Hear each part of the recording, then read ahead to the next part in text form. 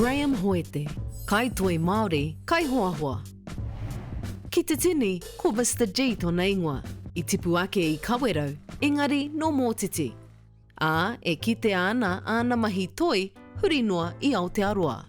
Ko tā Mr. G, kei te mōhiotia pea au mo aku mahi whakāhua I wainga I te iwi.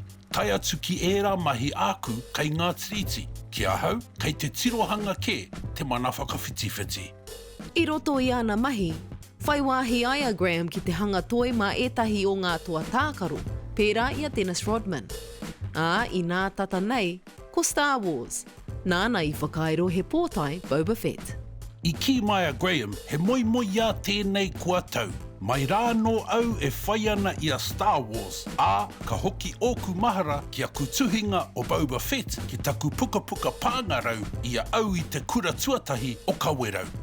Ko ana whakāhua kurupai, tai atu ki tērā mo tauranga tōna wā kāinga, ko te tikanga he tohu ki te tika o te whakahua I o tātou ingoa.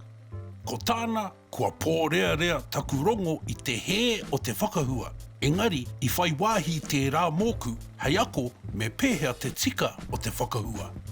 Kia Graham, he kaitoi multi-tutu aia. Pai ki aia te torotoro ki te maha o ngā momotoi. Kia Graham e hara te mahi kai toi I te mahi. He kārangatanga ke. Koira tōku whakaaro aha kua he aha ka whakapā atu ai ahau. Whāia tāu e pīrangi ai. Kia kōwhera te waiata ki te ngākau. Ā, me he mea he oranga kai roto. Tēnā koa, koira tō aratika. Whāia. Mr. G, tū Māori ki te ao.